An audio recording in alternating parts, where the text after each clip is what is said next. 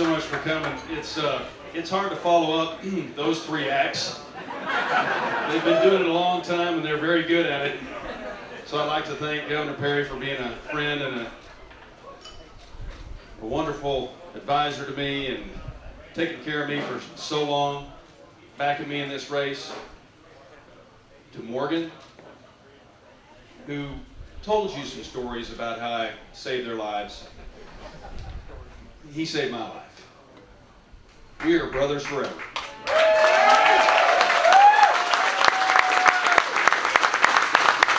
And his brothers saved my life. We work together fighting for this country, for the country that's trying to be taken in a different direction than what we believe in. That's why it's so important for guys like Morgan and me and Dan to be serving in this Congress, because the numbers of people who have actually fought for this country are very few anymore.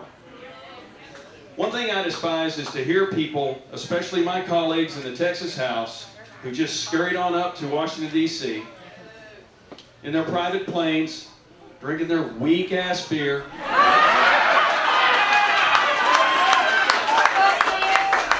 Miller. At least get some Garrison Brothers or some Shiner Bach and act like you're a Texan. Not Texan. There's a 12-pack for 30 people. They probably drink them out of champagne cups. One of the guys said, "We're in D.C. fighting for democracy." You know, that's not what they're doing. They're running away from their jobs. They're running away from the truth. And they're running away from making this country great. Because what they really know is that that bill, which is a very common sense bill, there's nothing in there that's bad at all. It says, actually, we're going to expand voting hours. Try to argue that that's some kind of suppression. It's not. We're expanding the voting hours. And we know what you do with the mail-in ballots. That's why we're making you prove you are who you say you are by putting it on the ballot.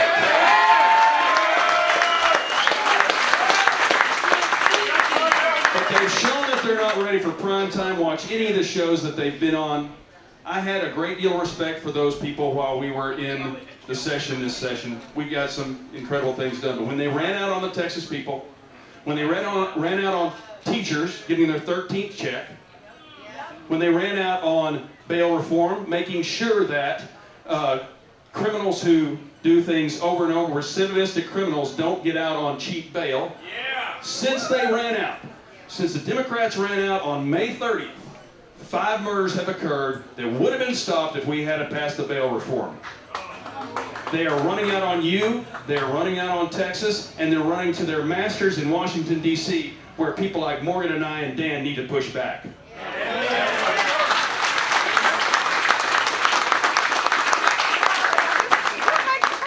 I wish we could get some work done without them, because we get a lot more done.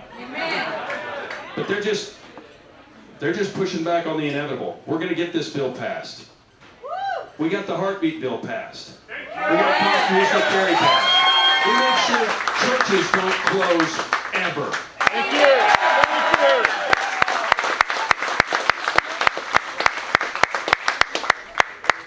Now, with the fire team of Rick Perry, Dan, and Morgan, I plan to go to Washington, D.C. and push back very, very hard. Now, people have asked me about the differences between me and my fellow candidate. Both of us would agree not much, which is what makes the lies even worse. But there is one primary difference. I'm willing to burn the candle at 3 ends for the people in this room, for the people of this country. I've got a job, I'm in the legislature, and I'm running for Congress, and I show up. I show up all the time.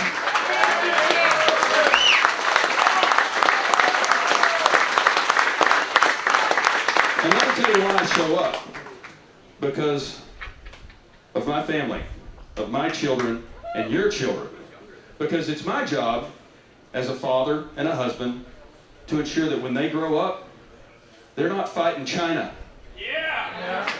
The path to war starts with weakness. And Joe Biden is the epitome of weakness. Now,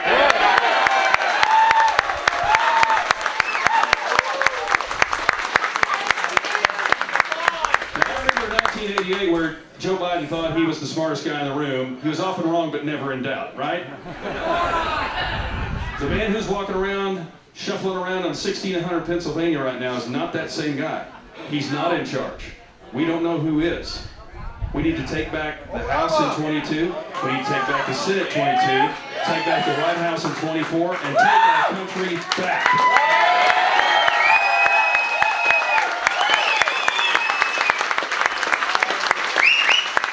So here's the plan. Secure the border. When you do that, you start securing our country again.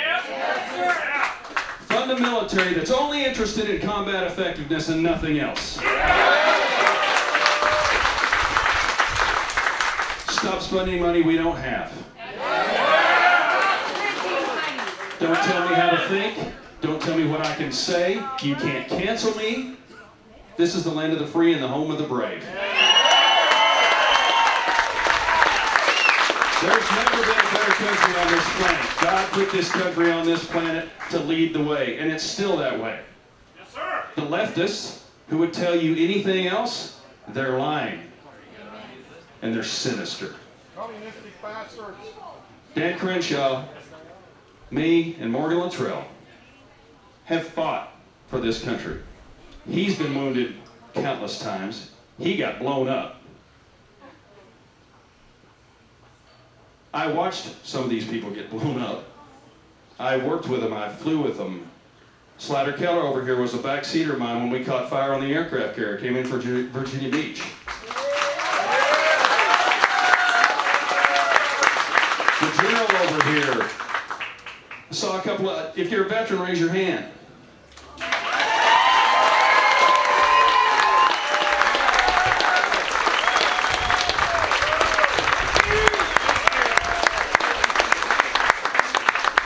Sometimes the body grows and you can't serve in the military anymore, but when you've sacrificed and you've seen other people sacrifice, hi animal, another fighter pilot back there, when you've sacrificed, you know what this country means to you.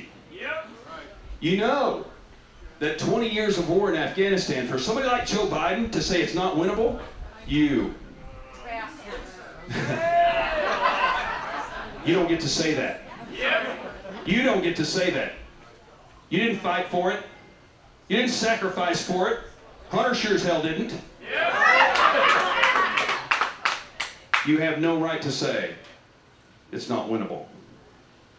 The only time that happens is when you're not willing to stand up and be a man Yep. and lead this country with courage and wisdom against all of our enemies, foreign and domestic. Amen.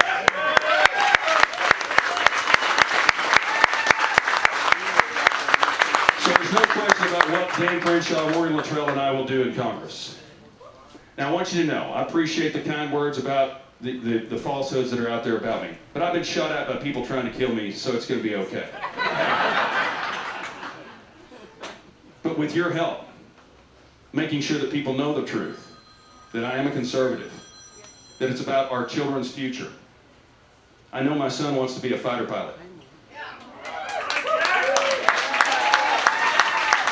I want him to have the best equipment and the biggest Navy ever, assuming he wants to go to the Navy, so we can push back our enemies like China, make them stop flooding our borders with fentanyl and heroin, bringing terrorists through our border. I know they want to take Taiwan because of the chips that Taiwan has. There are enemies out there. Guys like Morgan, Dan, and I have been in foreign policy for all of our lives because we've been on the tip of the spear. Good decisions or bad decisions back home translate into what we do overseas. And we've been a part of that. We don't like the way this country is going. Elect me to join the fire team, and we'll turn this ship around because it's worth turning around.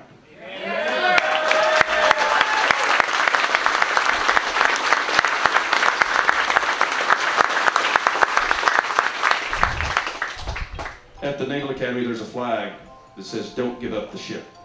Yep. I believe in that. The United States is a ship that we can't give up on. Ecclesiastes 1:9 said there's nothing new under the sun. We've seen hard times before. It's going to get dark again. It's going to keep getting dark when a 30-year-old bartender from Brooklyn has so much influence over this Congress. Reason will prevail. Patriotism will prevail. We will prevail. I want to thank you all for coming. This has been a very special night for me and my family.